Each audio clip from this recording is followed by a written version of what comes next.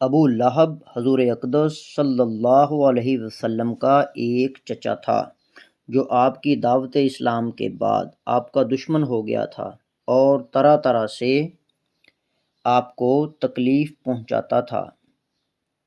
جب ان حضرت صلی اللہ علیہ وسلم نے پہلی بار اپنے خاندان کے لوگوں کو صفا پہاڑ پر جمع فرما کر ان کو اسلام کی دعوت دی تو ابو لہب نے یہ جملہ کہا تھا کہ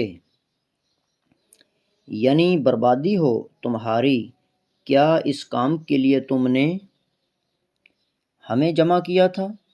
اس کے جواب میں یہ صورت نازل ہوئی اور اس میں پہلے تو ابو لہب کو بددعا دی گئی ہے کہ بربادی معاذ اللہ نبی کریم صلی اللہ علیہ وسلم کی نہیں ہے، بلکہ ہاتھ ابو لہب کے برباد ہوں۔ عربی محاورے میں ہاتھوں کی بربادی کا مطلب انسان کی بربادی ہی ہوتا ہے۔ پھر فرمایا گیا ہے کہ وہ برباد ہو ہی گیا ہے، یعنی اس کی بربادی اتنی یقینی ہے جیسے ہو ہی چکی۔ چنانچہ جنگ بدر کے 7 دن بعد اسے طاعون جیسی بیماری ہوئی جسے عدسہ کہتے ہیں۔ عرب کے لوگ چھوت چھات کے قائل تھے اور جسے عدسہ کی بیماری ہوتی اسے ہاتھ بھی نہیں لگاتے تھے، چنانچہ وہ اسی حالت میں مر گیا اور اس کی لاش میں سخت بدبو پیدا ہو گئی، یہاں تک کہ لوگوں نے کسی لکڑی کے سہارے اسے ایک گڑھے میں دفن کیا۔ بھڑکتے شعلے کو عربی میں لہب کہتے ہیں۔ ابو لہب بھی اس کو اس لیے کہتے تھے کہ اس کا چہرہ شعلے کی طرح سرخ تھا۔ قرآن کریم نے یہاں دوزخ کے شعلوں کے لیے یہی لفظ استعمال کر کے یہ لطیف اشارہ فرمایا ہے کہ اس کے نام میں بھی شعلے کا مفہوم داخل ہے۔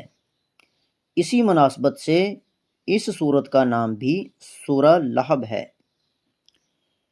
ابو لہب کی بیوی ام جمیل کہلاتی تھی اور وہ بھی حضور اقدس صلی اللہ علیہ وسلم کی دشمنی میں اپنے شوہر کے ساتھ برابر کی شریک تھی۔ بعض روایتوں میں ہے کہ وہ رات کے وقت آپ صلی اللہ علیہ وسلم کے راستے میں کانٹے دار لکڑیاں بچھا دیا کرتی تھی اور آپ کو طرح طرح ستایا کرتی تھی۔